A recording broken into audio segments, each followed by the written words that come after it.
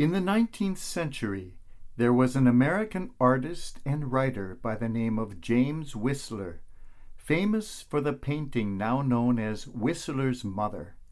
He spent most of his life in London. One day, a friend was walking along the streets in a very poor section of London and saw Mr. Whistler speaking to a particularly filthy street urchin who was selling newspapers. The boy was incredibly dirty. Whistler asked the boy, "How old are you?" "7, sir." "No, you must be older than that." "No, sir, 7 years old." Whistler said to his friend, "I don't think he could have gotten that dirty in only 7 years, do you?" We like to be clean.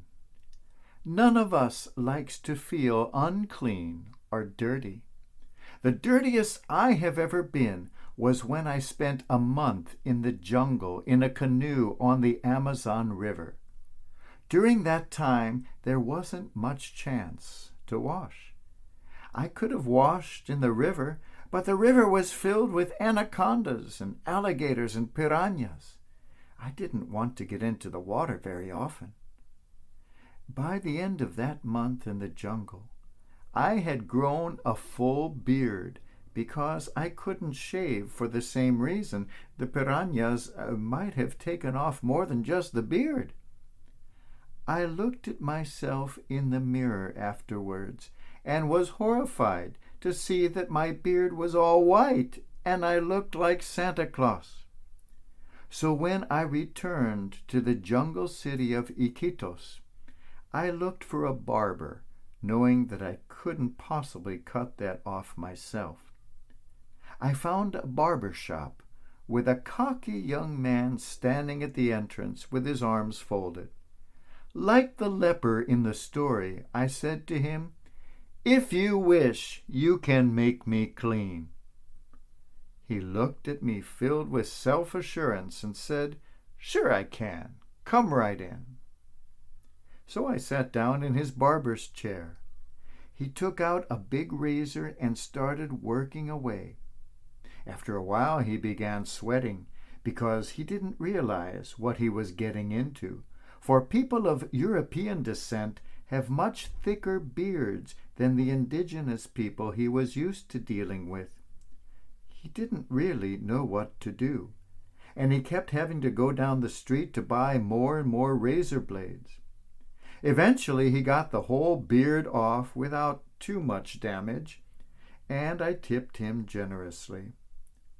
It wasn't until a few months later that he revealed to me in an email how terrified he was that day because he had never shaved anyone before.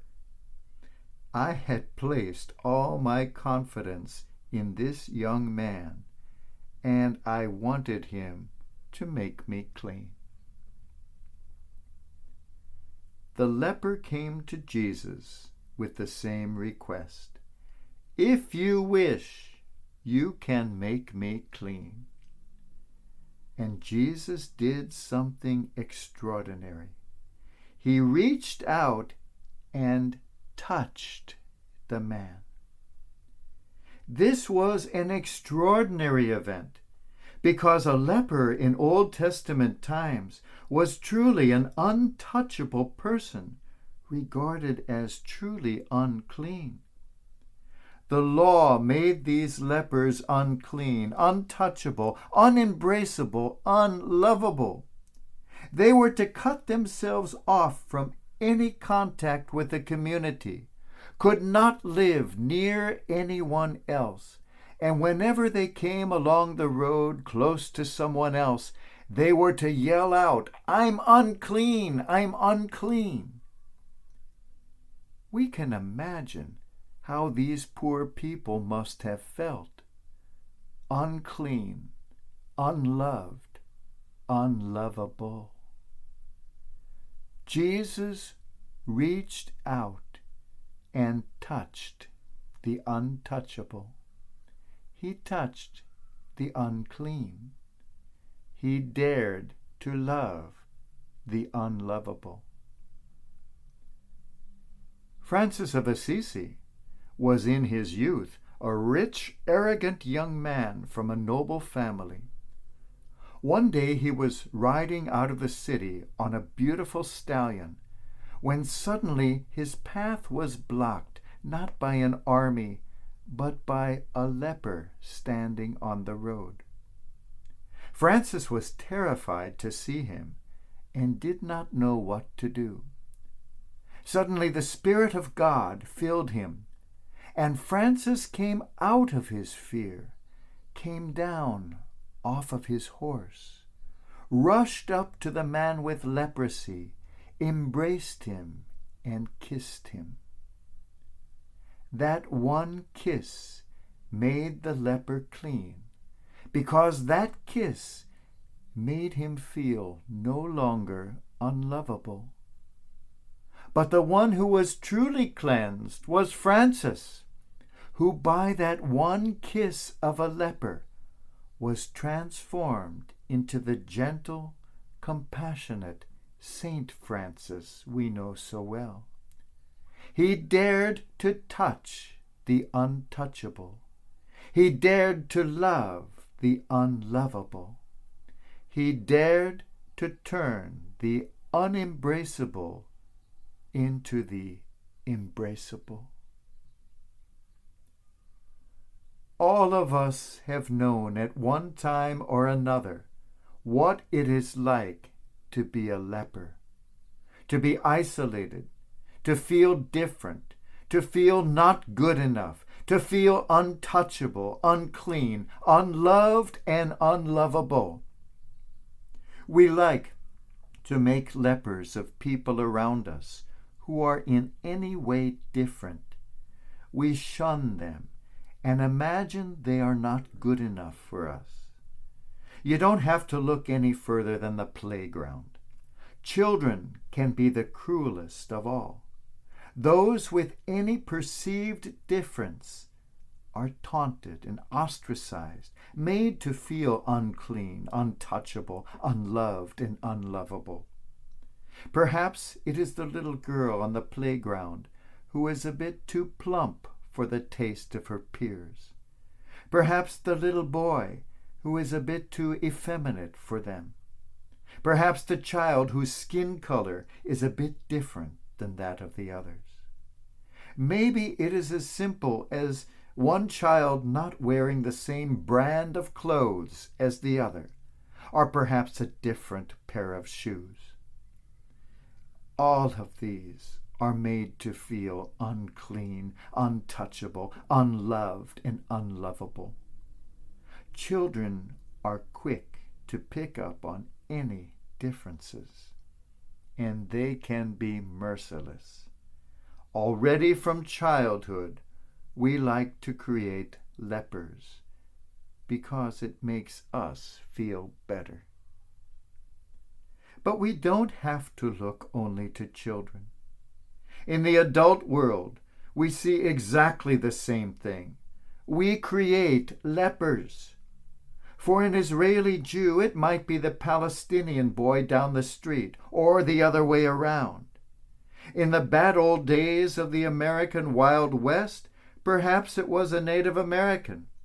100 years ago in our country, it was the Irish, or the Polish, or the Italians who were the outcasts, the untouchables in society. In India, that caste system in which we all participate was actually institutionalized with an entire class of people known as the untouchables. For the religious right of our own day, perhaps it is the gay people, or the Catholics, or anyone else not saved according to their understanding and definition. To Catholics, the outcasts are perhaps a divorced person or an unwed mother. All these people we push away as lepers, unclean and untouchable. We make them feel unloved and unlovable. What a terrible power to possess. When I was in grade school, one of my favorite teachers was an old nun. She used to tell us what it was like in the 1920s when she was teaching down south. One of her stories touched my heart. She was teaching in a school for black children. A new bishop came to town, and the school invited him to visit. The children were excited, and Sister taught them how to properly greet the new bishop. According to the custom of the day, they were to bow, reach out their hand, and kiss his ring as a symbol of love and respect. That is how things were done back then. Well, the bishop came into the classroom, an arrogant young man.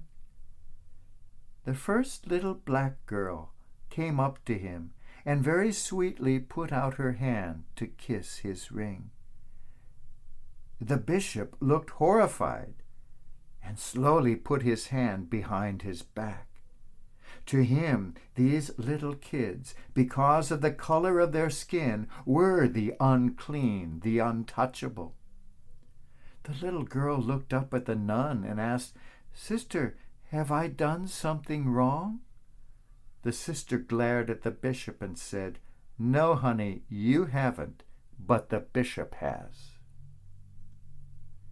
Well, God has a sense of humor. That same bishop was later stationed in an all-black area, and he came to love the African American people so much that he became one of their foremost advocates, standing up for their rights. Years later, he came back to visit this same sister to apologize for how he had behaved on that day when he was still an arrogant young man.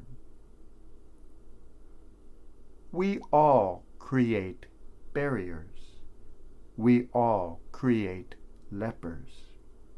We all like to put people into categories of the untouchable, unclean, unlovable, unembraceable. In doing so, it is ourselves we are making unclean and unlovable.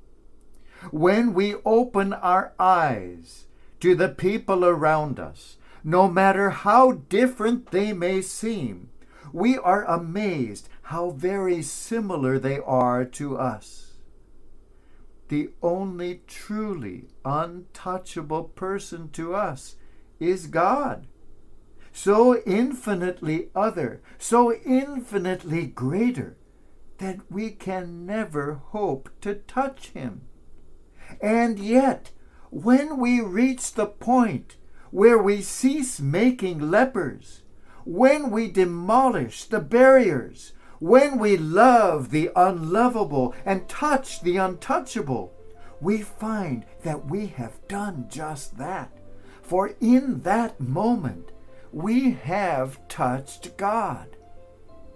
And when we suddenly discover that all of humanity is worthy of that old Gershwin song, Embraceable You, when we realize that all humanity is lovable and to be loved by us, when we realize that there is no one who is unclean, no one who is untouchable, no one who is unlovable, when we, like St. Francis, come down off our high horse and run over to embrace and kiss the unlovable, the untouchable, the unembraceable, then, like Francis, we too will find that we are already in the loving embrace of God.